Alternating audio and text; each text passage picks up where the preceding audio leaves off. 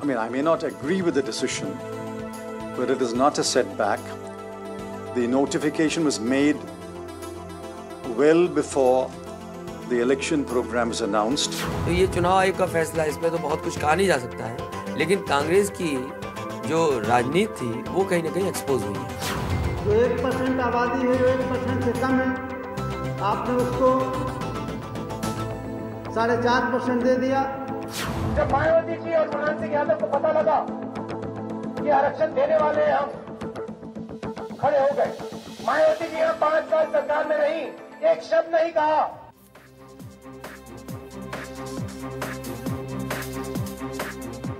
नमस्कार, news point में उत्तर प्रदेश चुनावों से जुड़ा वो मुद्दा जो इस वक्त हर किसी की जुबान पर है। चुनावी मौसम में केंद्र सरकार ने पिछड़े अल्पसंख्यकों के लिए 4.5% का सब कोटा देने का ऐलान कर एक नई बहस तो छेड़ी दी। कानून मंत्री सलमान खुर्शीद ने इस विवाद को और हवा दे दी जब उन्होंने ये ऐलान किया कि वो ये सब कोटा बढ़वा देंगे। ऐसे बीजेपी अपनी शिकायत को लेकर चुनाव आयोग पहुंची और आयोग को 4.5% के सब कोटे को लागू करने के फैसले को चुनाव खत्म होने तक रोक लगाने की आदेश भी देने पड़े। लेकिन आरक्षण देने का यह मुद्दा हक दिलवाने की लड़ाई से ज्यादा क्या वोट की राजनीति में फंसता जा रहा है?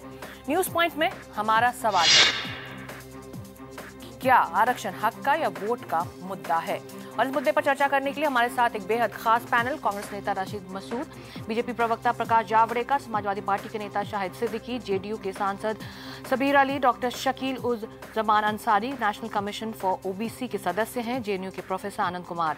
आप सभी लोगों का स्वागत है। तो इस पैनल पर जाने से पहले सलमान खुर्शीद ने चुनाव आयोग को आरक्षण के अपने बयान पर जवाब दे दिया है। उन्होंने कहा है कि वो कांग्रेस के 2009 के चुनावी घोषणा पत्र में अल्पसंख्यक आरक्षण की बात का जिक्र कर रहे थे। उन्होंने सिर्फ घोषणा पत्र की बात दोहराई है। आरक्षण पर सियासत करने के मंसूबे पर चुनाव आयोग का ब्रेक लग गया।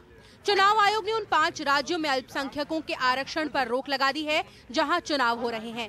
केंद्र ने 1 जनवरी से पिछड़ों को मिलने वाले कोटे में ही अल्पसंख्यकों के लिए 4.5% आरक्षण लागू किया था। केंद्र सरकार का कहना है कि ये फैसला उसके लिए झटका नहीं है।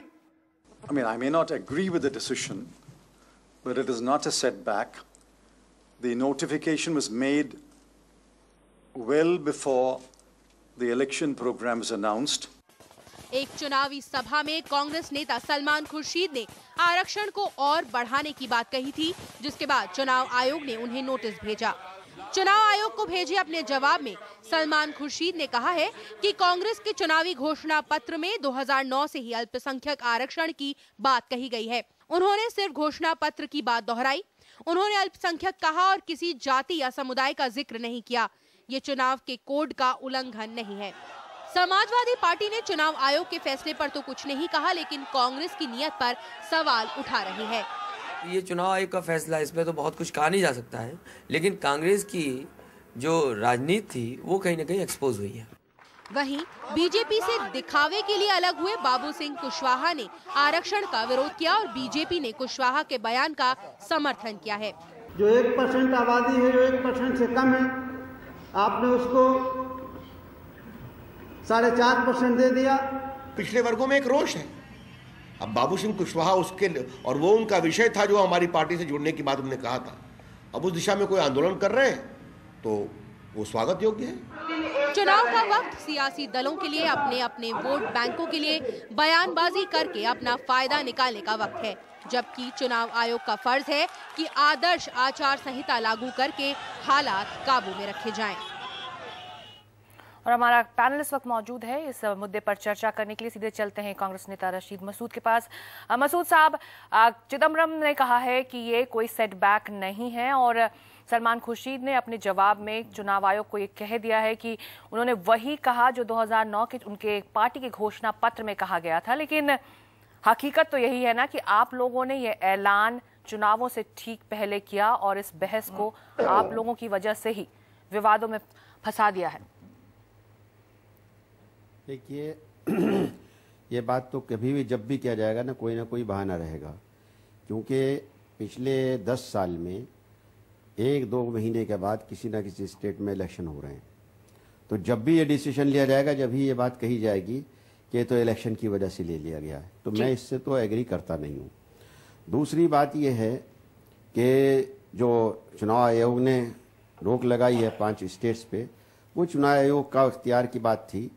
लेकिन जो सलमान खुर्शीद साहब ने 9% की बात की है, अगर उसको आप देखिए तो वो एक तो जो इलेक्शन में जाता है तो उस वक्त तो मिनिस्टर की हैसियत से नहीं जाता है, बल्कि जिस पार्टी का होता है उस पार्टी के एक मेंबर की हैसियत से जाता है, और उसकी सारी सुविधाएं वहाँ पे ख़त्म होती हैं। यहाँ तक कि लाल बत्ती भी नहीं लगा सकता है, हूटर नहीं बजा सकता है, पुलिस का उसको प्रोटेक्शन उस तरीके पे नहीं मिल सकता है जैसे एक कैंडिडेट को मिलेगा वैसे ही मिलेगा जी। तो वहाँ पे उन्होंने ऐलान किया अपने मैनिफेस्टो का, तो मैं समझता हूँ इसमें कोई दिक्कत और परेशानी नहीं होनी चाहिए। दूसरी एक कुशवाहा साहब वाली बात भी आपने भी कही है, मैं कुशवाहा साहब को कहना चाहता हूँ कि ज़रा मंडल कमीशन की रिपोर्ट को पढ़ लें। उस वक्त 53% बैकवर्ड कम्युनिटी थी, जिसमें मुसलमान की भी बैकवर्ड कम्युनिटीज इंक्लूडेड थी, और मंडल कमीशन ने बताया उस वक्त 12.6% आबादी थी मुस्लिम्स की, और मंडल कमीशन ने कहा कि 8.4% समझ लिए तकरीबन इसमें बैकवर्ड है, यानी 66% बैकवर्ड है। तो जब हाफ किया गया रिजर्वेशन, ये 27 किया गया, 54 मान लो उसको राउंड फिगर करने के लिए 27% किया गया, तो इसका मतलब ये कि हाफ उसमें मुसलमान को भी जो बैकवर्ड है उसको हाफ उसके अंदर इंक्लूड कर दिया गया, यानी 8.4 था तो 4.2% उसमें मुसलमान को भी बैकवर्ड में इंक्लूड कर दिया गया। NDTV's cricket app, Android and iPhone, fastest scorecard, special analysis and much more. Download free. ndtv.com/apps